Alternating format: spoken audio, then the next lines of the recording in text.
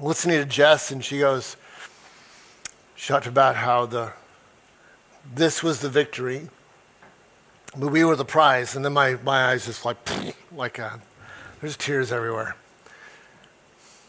That's amazing stuff. I hope you heard that. I hope you heard you're the prize. That that's how much God cared about you, that he fought for you, that he bought you, that he planned for you, that he loves you, that he wants you. I hope you heard that. I hope you know that. I don't think there's a better thing to know that the God of the universe thinks you are a prize. That's not the sermon. I just thought I just had to say that. The not entirely empty tomb. We talk about the empty tomb. Last week we talked about the crucifixion. We talked about John's experience. So we're really going to bear down on that again, of John's experience of these events. The book of John is very personal. He's writing from a very personal perspective. It was his experience of the crucifixion. It's going to be his experience of the resurrection. And he's going to talk very much from what he felt, what he saw, not what anyone else did, what he did, what he felt. And we talk about the empty tomb because this is one of the things that they encounter. It's a mystery. You know, it's funny. I think about a resurrected Christ, and I think of all the ways that he could have revealed that he was resurrected. Like, I don't know, fire in the sky or lightning bolts or, I have resurrected. It'd be cool. Except that's not how it happened. It unveiled little by little. It came out piece by piece. God planned for it that way for some reason. God planned for it to take a little bit for everybody to figure out what was going on. That's how he chose to reveal his resurrection. It was a bit of a mystery. Our classic modern detective stories revolve around murder. That someone killed someone else, but the person who's dead's not a witness, and the person who murdered them isn't saying anything. And so they have to pick at the details till they find the truth. This is a totally different situation. Everyone knows who killed Jesus. Everyone knows he's dead. That's not a mystery. The mystery is, where's the body? Where's the body? The entire premise of Christianity rests upon the answer to that question. If the body was stolen and he stayed dead, Christianity is false and we are wasting our time here. If that's not what happened to the body, then that's a very, very, very important piece of information, because people historically haven't died and then quit dying and then lived. That would be very historically important if that's true. So this is a really, really important question. It is really the question that they're wrestling with after the crucifixion, because there's not a body. We got to figure out what happened. This all took place over 2,000 years ago. None of us can go back and look for ourselves. All we can do is look at the testimonies that were left behind. And we typically talk about 4 testimonies we have to the resurrection. They're the 4 Gospels: Matthew, Mark, Luke, and John. And each of them is a different account. In fact, a very different account. Do the testimonies support the claim that Jesus rose, or do they disprove that Jesus rose? Critics of the Bible would say that the discrepancies, and when I say discrepancies, the fact that not all 4 accounts are identical, would point to discrediting the testimony. That would be what critics of the Bible would say. I'm going to full disclosure here, there's a guy named J. Warner Wallace who wrote a book called Cold Case Christianity. He is a professional cold case detective. In other words, all the facts are in the past, and he's trying to piece together the truth later in the future with evidence.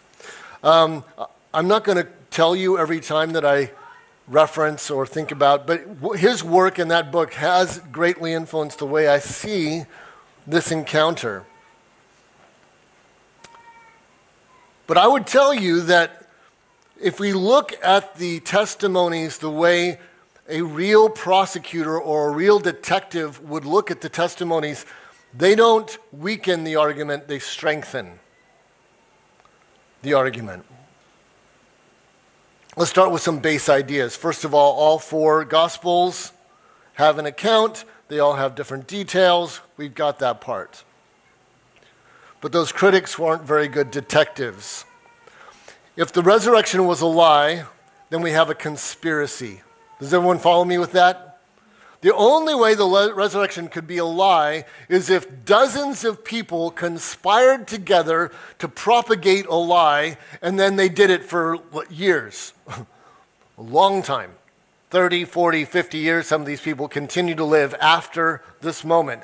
So it's a conspiracy held together by a group of people for a very long time. Conspiracies have some commonalities to them.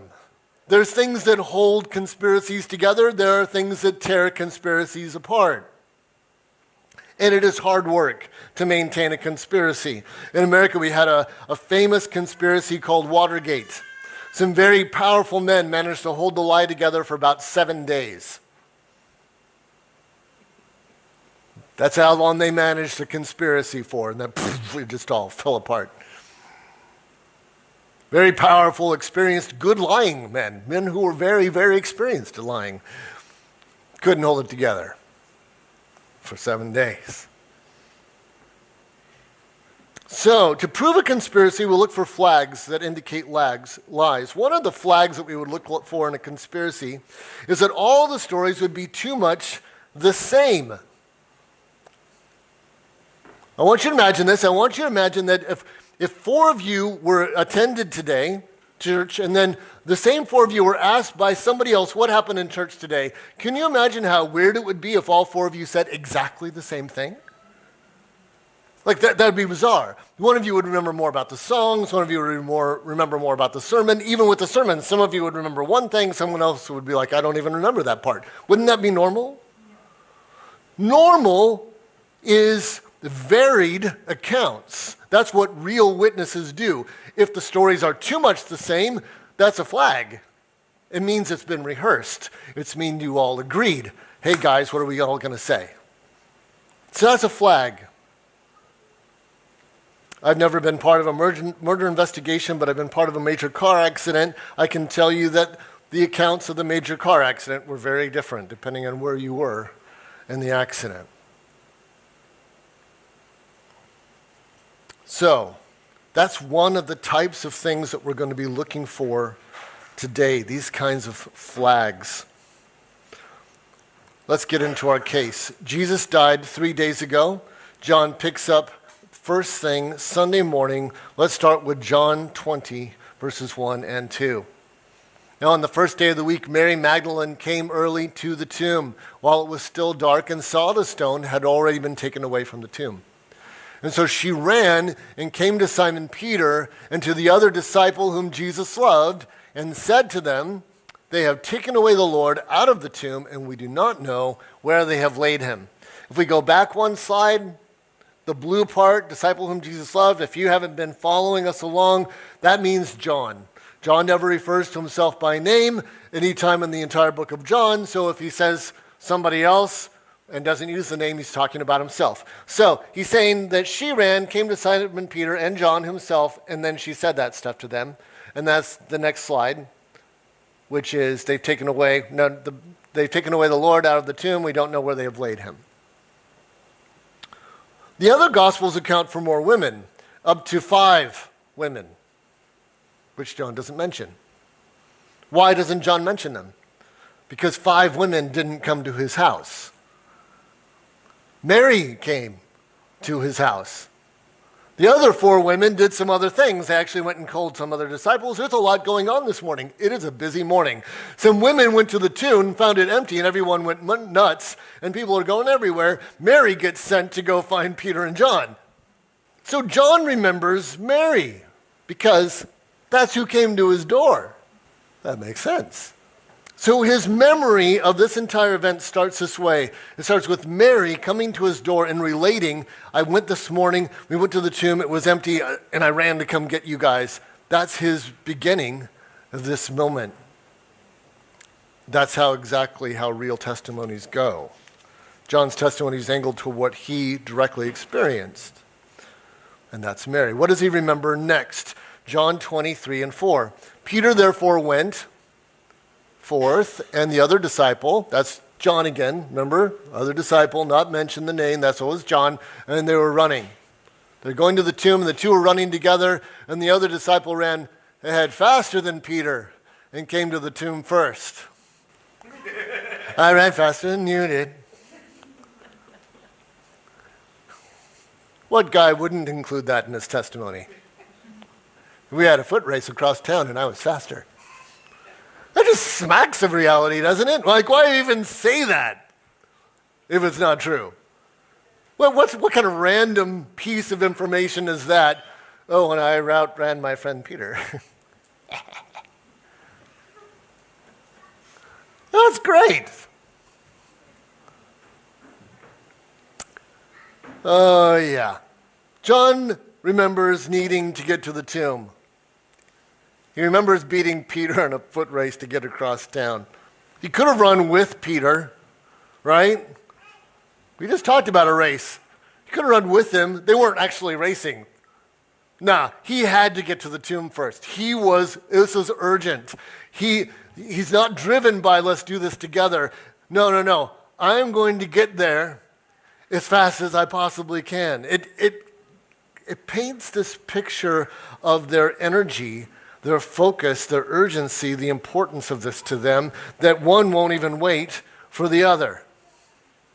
He's got to get there. Now, surely, if John is trying to lie to paint himself as a hero, he would have gone all the way. John the hero outruns his companion and boldly enters the tomb, except that isn't the truth. John peeks in, but he can't go in. And now just a few more points. If John is now at the tomb, other accounts say there were guards. John doesn't mention guards. Why? I'm just going to let you understand. A significant amount of time has now passed. We know from the book of Matthew that the guards were plenty frightened and that they went back to their authorities and said, hey, everything went wrong here. There's no body. There's been plenty of time for them to leave. The ladies went in the morning, then they found out it was empty, then they had to go across town to get the guys, then they had to run back. Guards are long gone. John never saw any guards. Guards aren't part of John's story. He never saw them. He never really talked about them. They're not a big deal to him. So, the guards are gone. John never saw any. Feeling on his mind. But what John does remember is a big moment for him. A very, very, very big moment that is very specific to this account.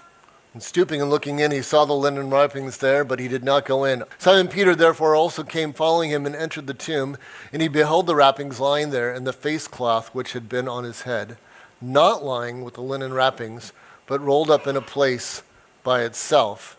And I already talked about this. John remembers desperately needing to get to the tomb, only being unable to enter once he gets there. Now the next verse.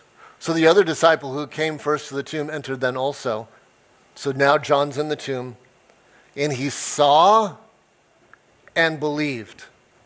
For as yet they did not understand the scripture that he must rise again from the dead. So the disciples went away again to their own home. John remembers believing something. Amongst theologians, there's argument about what John actually believed because of that verse 9 where it says, as yet they did not understand that Jesus was supposed to come back. I want to tell you that the process of believing before we fully understand is actually pretty common. John wasn't sure what he understood, but he was beginning to once again believe. This is huge. You know, just days ago, they were in this upper room. They were setting up this communion thing. Jesus was introducing it for the first time. Jesus talks about all this stuff. And I don't remember the sermon, or if you remember the sermon about that, there was a theme of believing in that whole conversation. And then when Jesus prays to the Father, the longest prayer of Jesus in the whole Bible, one of his big focuses, Lord, thank you that they have believed. They needed to believe. And now they weren't believing in the resurrection yet. It was just whether they believed in who Jesus was, his identity, what he was about, where he was from. They believed that. You know what they've been struggling with for the last few days? Belief. He just died. They're struggling. They're wrestling. How could it be true? We believed. Ooh. Was it true? So he walks in and he sees something on that stone slab that challenges him. He sees the grave clothes folded very neatly and the head thing curled up, rolled up and set at the head. That's weird. Let me explain to you why that's weird. Remember last time, maybe if you were here last week, you learned there was about 60 kilos of goopy spices mixed with these wrappings and then wrapped around him like a mummy. Okay, let's look at the possibilities of what might have happened. Let's say somebody decides to move the body of Jesus. Why would you take that off? He smells bad now. There's rigor mortis. What are you doing? For someone like me who hates getting their hands messy, this is a nightmarish thought. This would be gross. This is absolutely disgusting. And even if you did that, how would that end up neatly folded? Wouldn't it just be in a pile of yuck muck on the floor? None of this scene makes any sense. It doesn't make any sense of any kind. And now John is looking at these things, and things are starting to... I remember him feeding 5,000 people with 5 loaves and 2 fishes. I remember him calming a storm. I remember him telling Lazarus to walk out of that grave. Whoa, boy, what just happened? What happened? Because the evidence of this almost empty tomb doesn't make any sense, except Jesus keeps doing things that doesn't make sense. He's been doing things that don't make sense the whole 3 years we've been together. This is the thing he does. And maybe he doesn't understand yet what it means, yet the spark has relit and he believes. He's not sure what he believes. He's not sure what it means. But that doubt that he had, whether Jesus was the real thing or not, just got shucked out the window. He's back. He is back. He believes.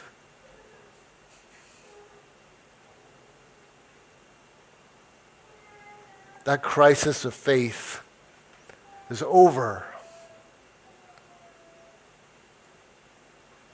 I mean, if the tomb had been completely empty, then maybe Mary was right. Maybe someone took the body. But now something is not adding up.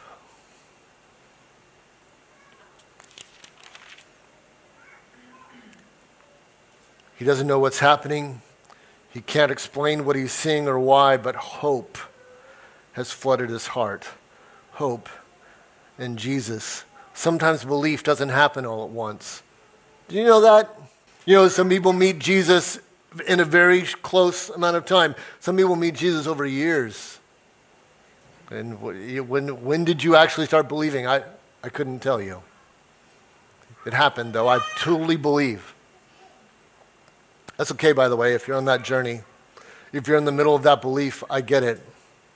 The next thing that John remembers is Mary bringing testimony to his belief. So he's seen the room, he's seen the evidence, he's seen the stuff that doesn't make sense. Something is sparked in him, and now the next thing John remembers is Mary giving it reality. Let's look at John 20, 11 through 18. But Mary was standing outside the tomb weeping. So this was afterwards, right? So Mary had come and told John and Peter. John and Peter race. Mary already ran once. She already ran to go get them. She's probably walking now.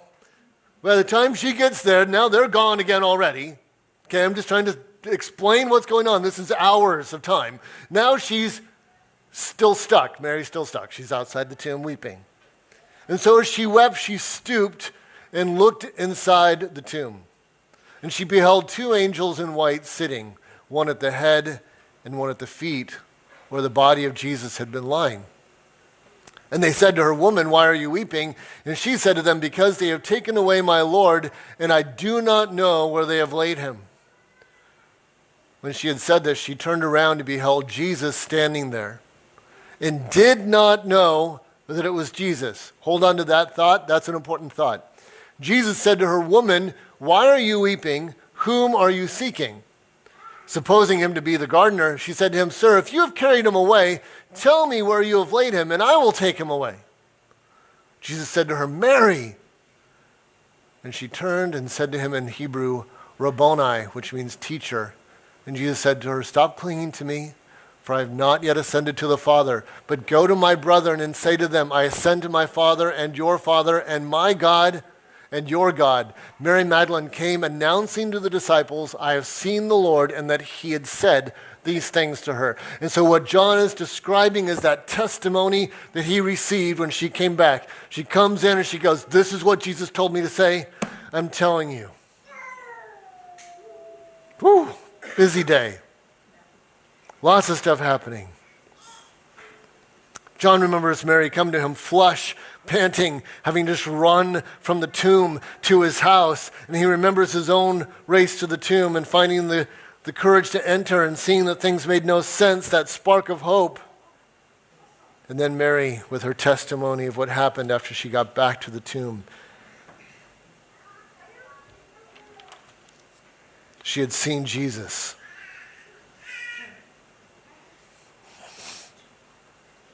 John remembers hearing her breathless story and a spark of belief blooming into indescribable hope. This is John's story, not somebody else's story. It's his story, his moments that he remembers, the details that still burn in his mind all these years later, probably 30 years after this has happened, that he's putting it to paper with a pen, and it's like yesterday, and he's experiencing it again, and he's writing it down.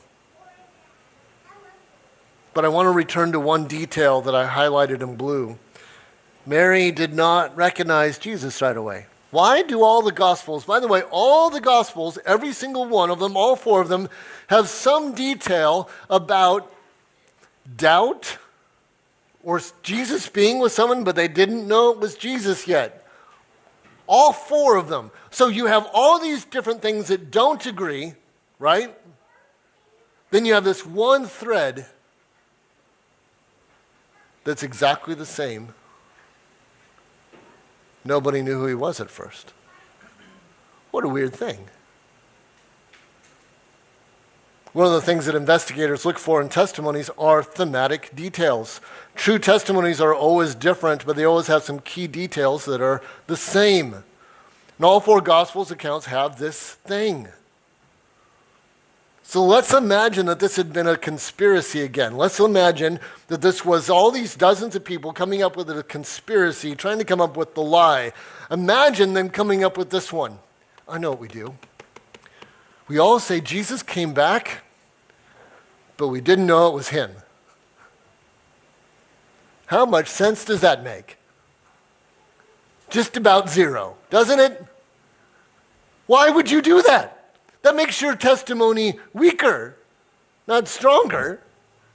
Why in the world would you come together and come up with this lie, say, what are we going to make sure everyone says, I know? We'll all say, we didn't know. We saw Jesus, who we've lived with for the past 3 years. We've eaten meals with him, we've traveled with him, we've done all this stuff with him, and then we saw him, we had no idea it was him. That's going to sound crazy. That's the strangest thing to agree on I can possibly think of. How would that make the story more believable? And here's the thing, it doesn't make the story more believable. If you're going to go to all that work to clamp down on that one detail, then why have so many other details that didn't fit exactly together, that you have to work on a little bit? Why make that one fit and then have all this other stuff that doesn't exactly fit? See, academics sitting in libraries or meeting rooms pile the four accounts together and can find details that are different and claim, job done, Bible contradicts itself. Actual investigators who evaluate lies for a living look at the accounts and become more and more convinced that it's true the longer they look. Because it doesn't fit together like lies fit together. People who study lies don't read this and find lies. They find the truth. As strange as the truth may be. These accounts aren't engineered for the greatest believability. They're not massaged until they fit as easily together. They're all like how real people in the real world tell stories when they're telling the truth. And 2,000 years later, it's still how real people give real testimonies in the real world. Messy, disoriented a little bit, things of impossible details that are somehow the same, that make no sense unless they're true. But it does beg the question, why didn't anyone recognize Jesus right away? I can only guess at that. I can give you a couple possible scenarios. One of them is we know from Isaiah that by the time he was done with the cross, his face wasn't recognizable to anybody. He'd been beaten in the face too much. Look, if he still got the holes in his hands and the hole in his side, how much facial damage was left after the crucifixion? I can't answer that question. But I don't know if you've ever looked on the internet at the face of someone who's been badly beaten before and after pictures, and it can be very dramatic difference in appearance. That may be all it was. It could be more. Luke uses the phrase, their eyes were opened.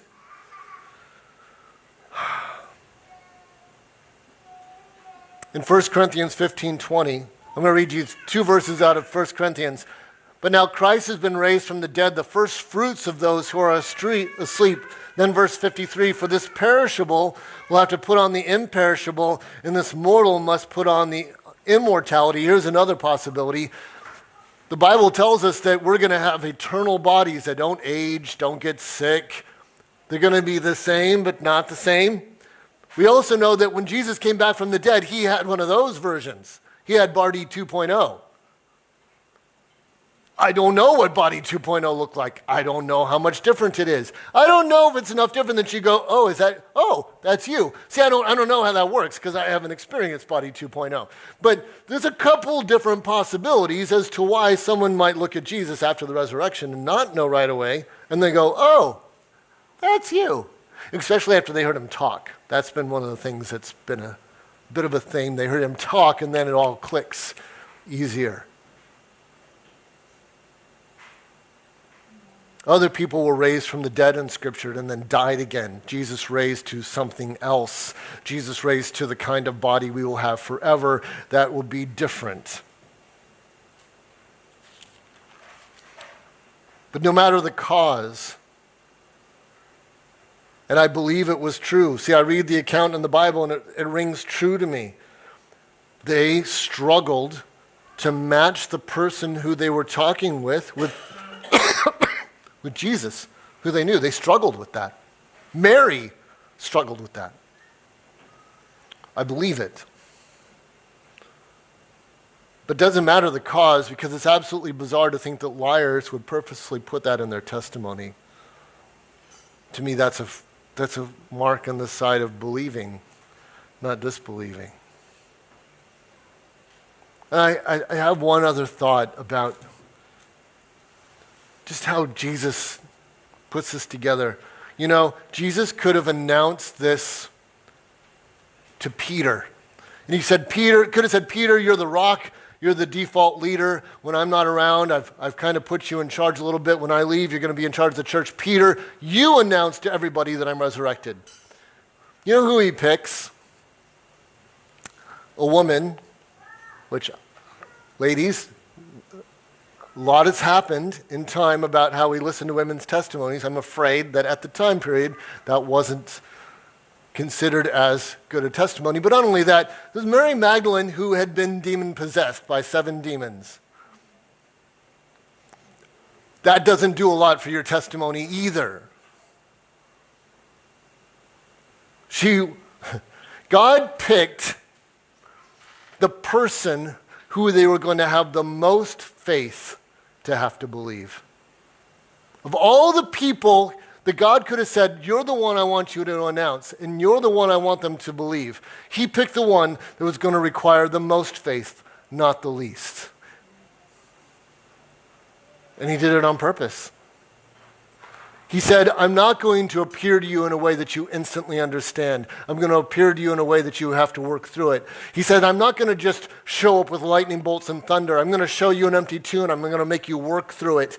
Jesus' whole appearance, everything, all the resurrection story, I could teach it with flash, but the truth of it is that it unraveled one piece at a time.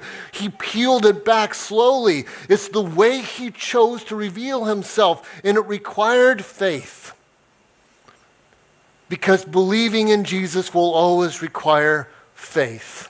It's supposed to require faith. He didn't make it easy to do without faith. He ensured faith was part of the picture for everybody. Everybody got to do faith.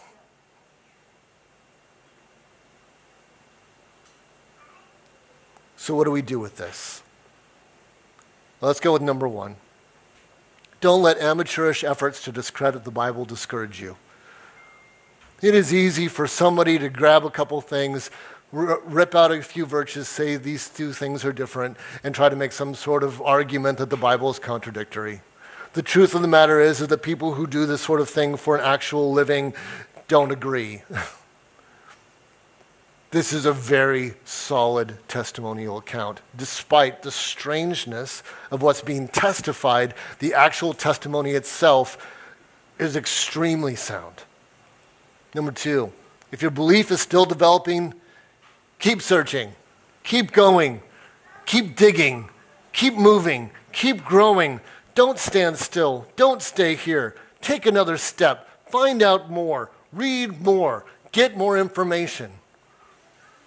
The Bible can stand. It's trustworthy. Don't leave this half done. If Jesus really is who he says he is, that's an important thing to understand in our life, and it has massive implications. Don't leave this kind of half-answered in your life. It's either true and it makes a massive difference, or it's false and this is a massive waste of time. But there isn't an in-between spot. Number 3, let your story be your story and tell it. Do you know how to tell your testimony of how you met Jesus if you know Jesus? Do you know your story doesn't need to sound like anyone else's story? Any more than the 4 Gospels had to tell the exact same perspective of the resurrection. No, what we needed was 4 different perspectives on the resurrection.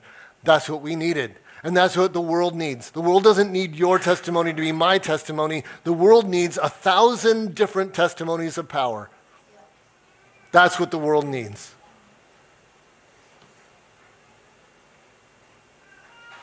If your testimony sounded like mine and then it sounded like someone else, it would just sound fake anyway.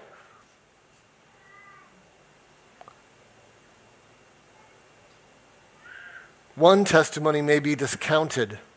2 testimonies are more difficult. Millions of unique individual testimonies held together by the threads of God's forgiveness and grace. That's compelling. One after another, different but the same. Different but the same. Different but the same. Over and over again, unique, individual, my journey, my story. It's different, yet at the core, it's the same. that is compelling. And when we as a body tell that story, not just me, but us, there starts to be a weight and a reality and a surety that this is important and worth listening to, when that's the way the message comes. So we need to know how to tell our story, and we need to be telling our story. Do we know how to defend our faith? We need to know how to do that too. And if you're ready to believe, I am here anytime to talk with you about believing in Jesus and what that means and how we move forward from that moment that John had when he looked at the clothes on the bench and he went, I don't yet understand, but I believe. If that's where you are, let's talk. Let's pray. Dear Heavenly Father,